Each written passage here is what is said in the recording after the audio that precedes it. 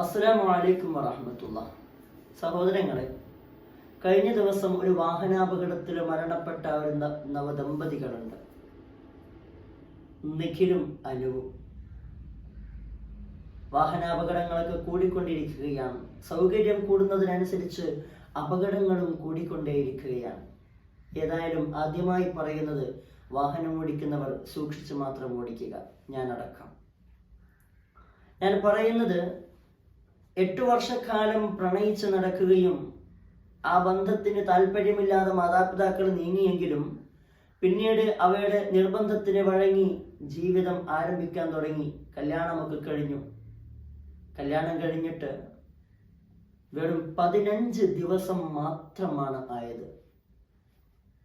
15 ദിവസമായപ്പോഴേക്കും രണ്ടുപേരും ഈ ലോകത്തോട് വിട പറയുകയാണ്.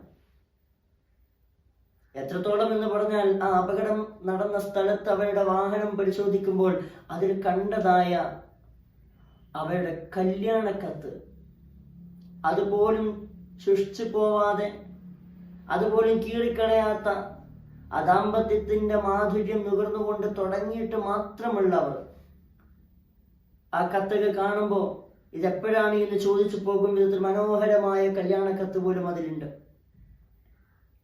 അതിന്റെ ഇമ്പം പോലും പോയിട്ടില്ല, അപ്പോഴേക്കും ഈ ലോകത്തോട് വിട പറയുകയാണ്. മലേഷ്യയിൽ അവർ ട്രിപ്പെല്ലാം കഴിഞ്ഞ് നാട്ടിലേക്ക് വരുന്നതാണ്. മരണം എന്ന് പറയുന്നത് രംഗബോധമില്ലാത്ത കോമാളി.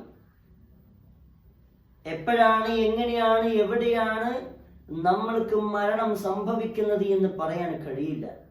പക്ഷേ നമ്മൾ നമ്മുടെ ജീവിതത്തിൽ, നമ്മുടെ യാത്രകളിലും മറ്റും, വാഹനം ഓടിക്കുമ്പോഴും മറ്റുമൊക്കെ വളരെ സുരക്ഷിതരാവാൻ ശ്രമിക്കണം.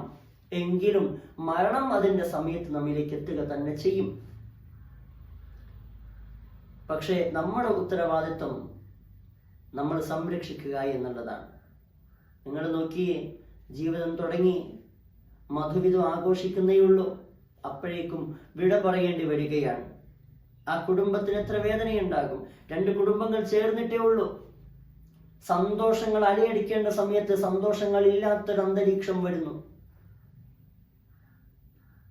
നമ്മുടെ ജീവിതവും നമ്മുടെ ചുറ്റുപാടും ഇതുപോലെയൊക്കെ തന്നെയാണ്. എത്രയെത്ര ആൾക്കാരാണ് മരണപ്പെട്ടു പോകുന്നത്. അവിടെ ഉണ്ടായിരുന്ന പോലീസുകാരൊക്കെ വാഹനത്തിന്റെ അവസ്ഥയും യാത്രയെക്കുറിച്ചുമൊക്കെ പറയുന്നുണ്ട്. ഞാൻ അതിലേക്ക് കടക്കുകയല്ല. പക്ഷേ സൂക്ഷിക്കുക.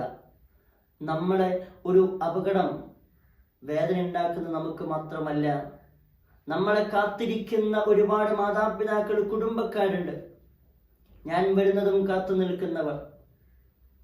അവരിലേക്ക് ചേതനേറ്റ ശരീരമാണ് എത്തപ്പെടുന്നത് എങ്കിൽ അവരുടെ വേദന എത്രയായിരിക്കും, താങ്ങാവുന്നതിലും അപ്പുറമാണ്. യാത്രകളിലൊക്കെ സൂക്ഷിക്കുക. നാഥൻ അനുഗ്രഹിക്കട്ടെ.